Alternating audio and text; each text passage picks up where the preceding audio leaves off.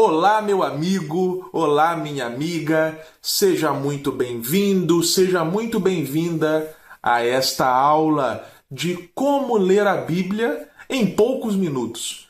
É um aulão que você terá comigo, professor Pedro Quintão, e quando nós falamos da palavra de Deus, e aqui já iniciando a aula propriamente dita, sempre trata-se de um assunto especial, não é mesmo?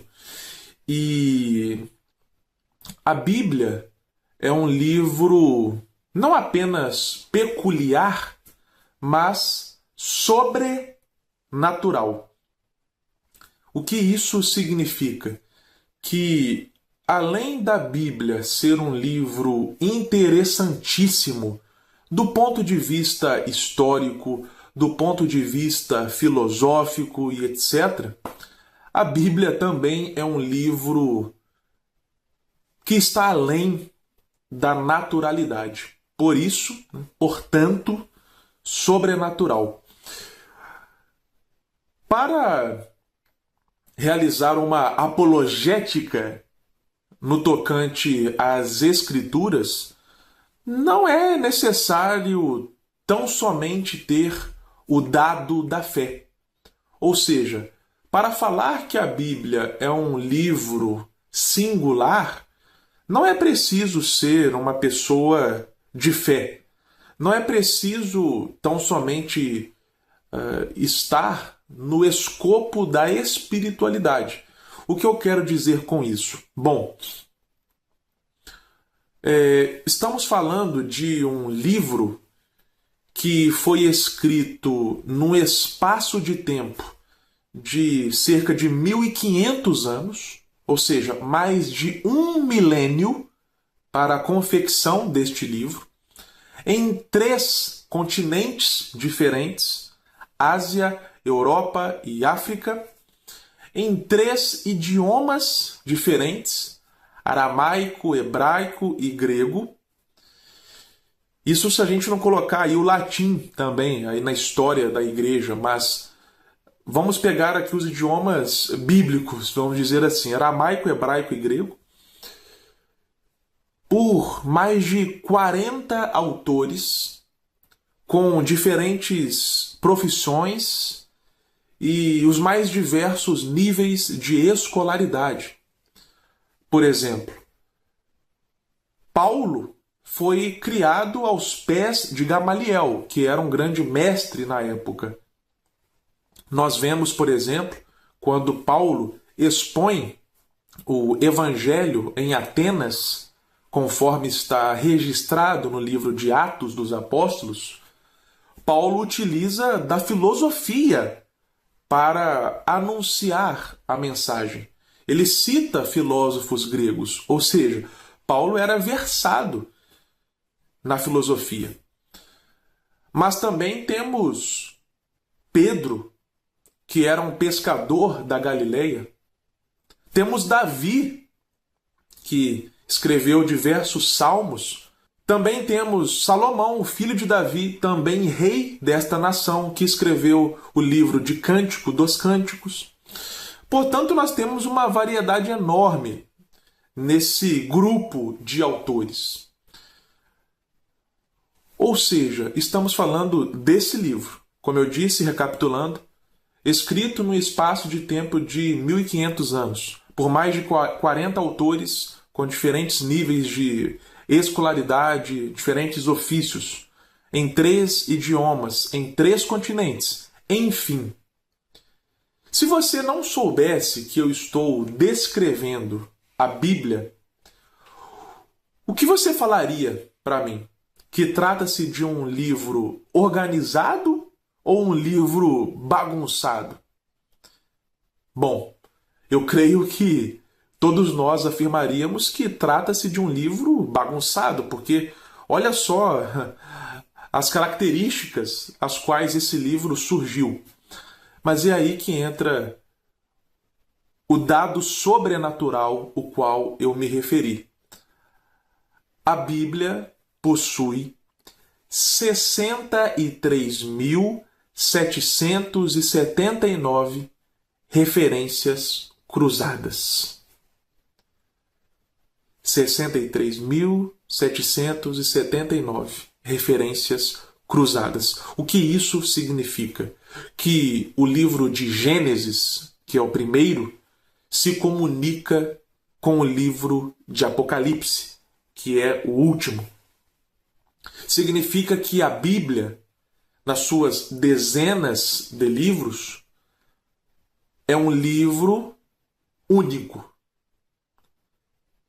cujos livros que a compõem estão ligados entre si. Você vai ver na tela, neste momento, um gráfico que ilustra essa informação a respeito das mais de 63 mil referências cruzadas que a Bíblia possui. Então, o primeiro ponto que eu quero destacar nessa aula é compreender que a Bíblia não é um livro qualquer. Este é o primeiríssimo passo para responder à pergunta de como ler a Bíblia, entendendo que não se trata de um livro qualquer. Trata-se de um livro singular, peculiar, e não apenas isso, mas sobrenatural. Dito isso, o que isso desemboca na prática? Inúmeros fatores, dentre eles, ler a Bíblia não apenas na primeira camada de texto, mas entender o texto por detrás do texto, isto é, o subtexto. O que eu quero dizer com isso? Um grande exemplo são as parábolas de Jesus. Jesus ensinava a respeito do reino dos céus através de parábolas. Ou seja, ele utilizava o contexto no qual ele vivia, utilizava exemplos de um pastor que tinha o seu rebanho, um homem que tinha a sua vinha, uma mulher que varria a casa em busca de uma moeda perdida. Enfim, Cristo utilizava situações da sua cotidianidade. Cristo utilizava situações do seu cotidiano para ensinar a respeito do reino. Se os seus ouvintes, ou se nós hoje, lermos apenas na primeira camada, nós vamos achar que Jesus estava contando uma história, assim, uma história bacana, que tinha uma moral por detrás, mas parou por aí. Todavia, o que a Bíblia nos convida a fazer é ler por detrás do texto. Ou seja, Jesus está contando uma história utilizando personagens e situações do cotidiano, comuns, portanto. Mas há algo por trás disso.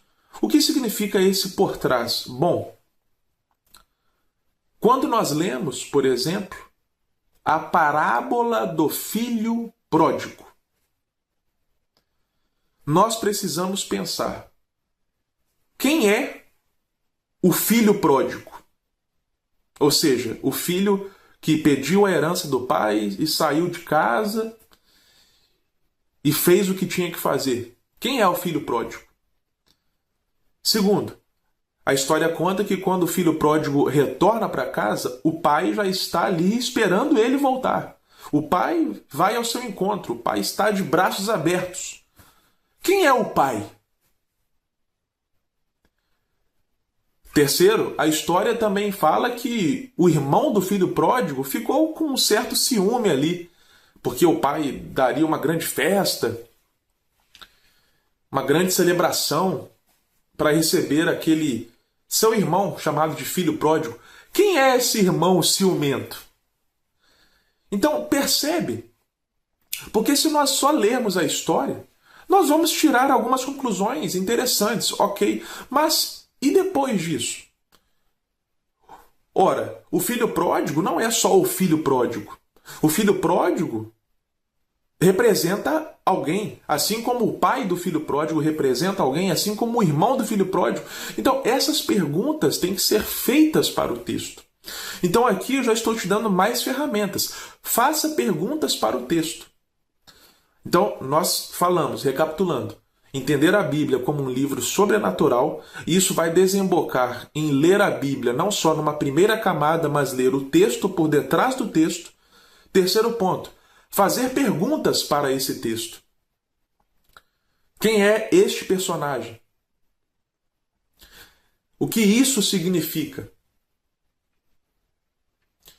Então, 3 pontos até aqui, ok? Anote aí, ou guarde na memória, não é? Escreva tal, para você aplicar isso quando você estiver lendo a sua Bíblia. Mas vamos aqui para um quarto ponto, ainda nesse cenário de entender o contexto, assim como Jesus utilizava o seu contexto para ensinar a respeito do reino. Entenda que a Bíblia, ela se passou na nossa realidade. Por exemplo, o que eu quero dizer com isso de forma bem direta? Bom, Jesus, ele viveu nessa terra. Onde Jesus viveu, onde Jesus andou, ensinou, nós podemos visitar até hoje. O que eu quero dizer com isso é que a Bíblia, ela não é um livro que aconteceu em Nárnia, né? Fazendo aqui uma alusão à belíssima história de C.S. Lewis, As Crônicas de Nárnia, mas a Bíblia não aconteceu em Nárnia, não. A Bíblia aconteceu no planeta Terra. Aí o que isso significa? Bom, significa que entender o contexto vai nos ajudar a compreender o texto. Ou seja, para ser mais claro ainda, na época em que Jesus viveu, a nação de Israel estava sob o domínio do Império Romano. Roma era quem dava as ordens em Israel. É por isso que nós vemos relatado na Bíblia a cobrança de impostos. Ou seja, Roma cobrava os tributos dos judeus, cobrava os impostos de Israel. Jesus morreu crucificado e quem dava a ordem de execução na cruz era Roma. Então, aqui é um simples exemplo de compreender o contexto que vai ajudar a entender o texto. Se nós entendemos que a cruz era uma ferramenta de condenação romana, nós vamos compreender por que Jesus morreu crucificado e não de uma outra forma. Porque na época, a cruz era ali o máximo da pena. Um outro exemplo de entender esse universo bíblico. No alto da cruz, Jesus brada, está consumado. No original ele falou, tetelestai. O que significa essa palavra tetelestai? Quando um prisioneiro cumpria a sua pena e ele era liberado, ali na placa que ficava na sua cela, na prisão, estava escrito tetelestai, ou seja, está consumado. Ele cumpriu tudo o que tinha que ser cumprido. Ou seja, Jesus usa uma referência jurídica para falar, olha, eu já paguei o preço, a pena já foi paga.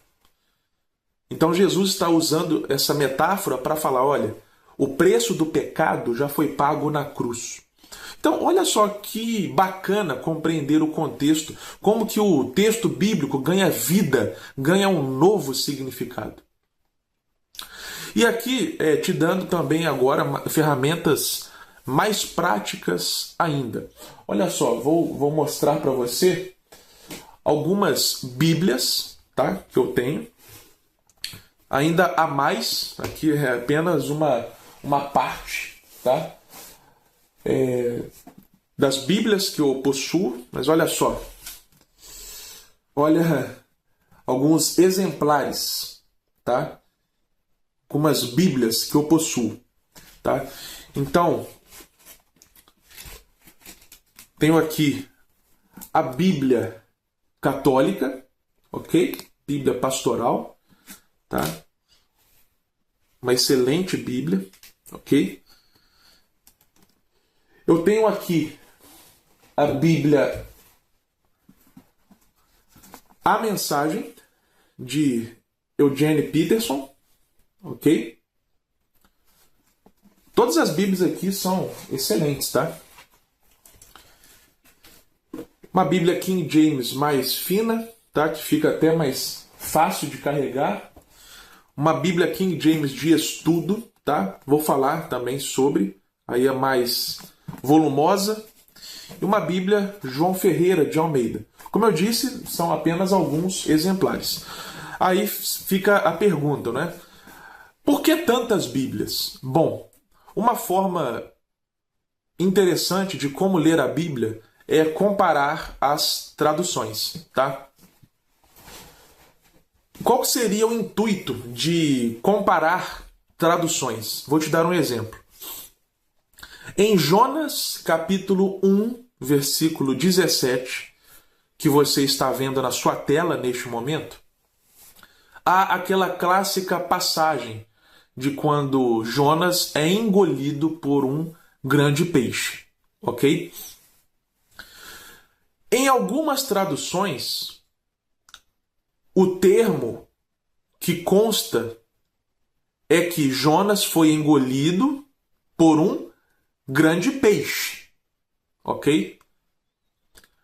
Só que em outras traduções, o termo existente é que Jonas foi engolido por uma baleia, ok? E daí? Bom, no original em hebraico, o termo que aparece nessa passagem é um termo que significa grande peixe, ok? Ou significa peixe, e não baleia.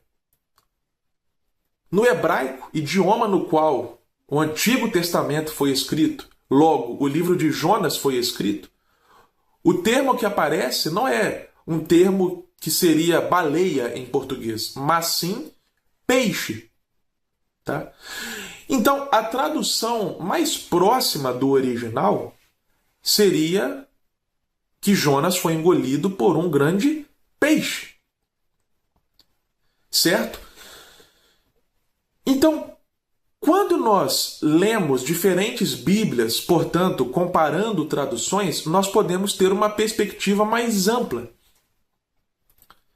Porque esse grande peixe, eventualmente, pode ser a baleia, né? Porque, afinal de contas, a baleia é um grande peixe. Mas o texto não especifica se era uma baleia. Então, ler uma mesma passagem em várias traduções vai te dar uma perspectiva mais ampla, como eu disse, ok? Então, como ler a Bíblia? Tenha várias traduções e não precisa ser de forma física. Na internet tem todas essas traduções, ok? Na internet, nos meios digitais, aplicativos, tem essas traduções. Essa Bíblia King James que eu mostrei para vocês, como eu disse, é uma Bíblia de estudo. Como assim? Um exemplo aqui. No capítulo 40 do livro de Ezequiel, vocês estão vendo, daqui para baixo é uma nota de rodapé. O que significa isso? Essa nota de rodapé está explicando algum ponto do texto, ok? Então é alguma informação relacionada ao texto. É interessante ter uma Bíblia de estudos, porque à medida que você está lendo ali os versículos, a Bíblia eventualmente vai destacar alguns pontos e vai te explicar, olha, o contexto aqui era este, etc, etc. Então a Bíblia de estudos vai te explicando alguns pontos do texto lido. Assim como é interessante ter outras ferramentas, como um comentário bíblico, por exemplo, e etc. Uma outra forma, um outro exemplo, utilizar a internet quando você está lendo a Bíblia, por exemplo. Vou dar um exemplo aqui na prática. Lá no livro de Gênesis aparece acerca dos nefilins, dos gigantes, né? E aí você quer entender sobre, poxa, que história é essa? Gigantes? Eles eram gigantes mesmo no quesito de estatura ou significava outra coisa e tal? Então você pode ir lá no YouTube, por exemplo, e ver várias visões a respeito desse assunto. Aí você vai lá e assiste um vídeo. Olha, esse pastor aqui, esse teólogo aqui, né, essa figura tem a opinião X. Não, este teólogo tem a opinião Y. Então você vai comparando as visões, ok?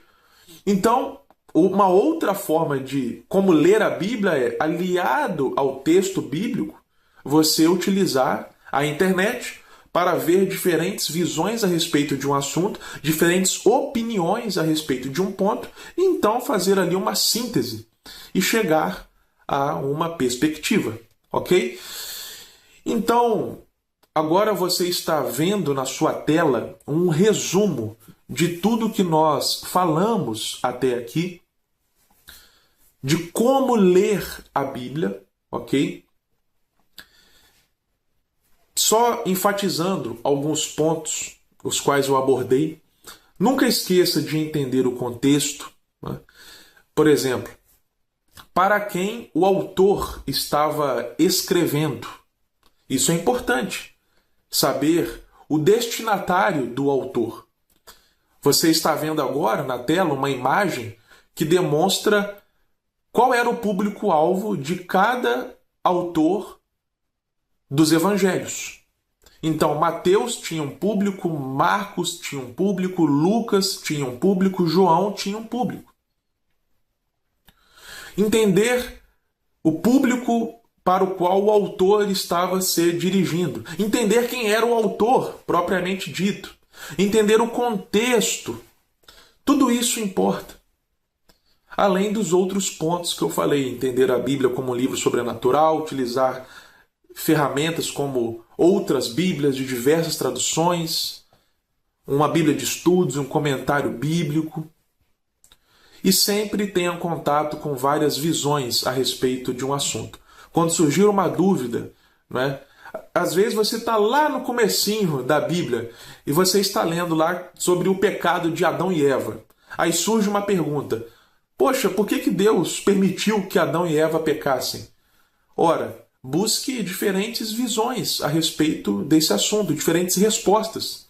Eu citei aqui a internet por ser algo que tem de forma gratuita, mas também há livros, né? Vocês estão vendo aqui uma estante recheada de livros. Também há diversos livros que vão oferecer perspectivas a respeito dessas perguntas que certamente surgirão. Então, adquira livros, adquira obras, né? Invista. Vale a pena investir no conhecimento. Vale a pena. É um investimento que tem um retorno. Um retorno o qual ninguém vai tirar de você, que é o conhecimento adquirido. Ok? Então, aqui é um aulão sobre como ler a Bíblia, para você ter uma perspectiva, uma ideia, um esboço de como ler a Bíblia e aplique. Utilize os métodos. Não desista de compreender o texto. É uma caminhada, é uma jornada, não é algo assim do dia para a noite, mas com certeza vale a pena. Se você gostou, mas ficou aquele gostinho de quero mais, essa mensagem é para você. Gostou dessa aula? Valeu a pena? Em poucos minutos você teve acesso a ferramentas de como ler a Bíblia. Mas, se você quiser ter uma perspectiva mais ampla, saiba que existe essa oportunidade. Falamos aqui em alguns minutos. Foi só a ponta do iceberg. Se você quiser adentrar em águas mais profundas, utilizando aqui um termo bíblico, você tem essa possibilidade. Eu, professor Pedro Quintão, também leciono em um curso simplesmente denominado Teologia e Filosofia. Se você quiser saber mais informações a respeito de como funciona, métodos, valores e etc., acesse o meu site. Eu vou deixar aqui na descrição desse vídeo. Acesse e saiba mais informações.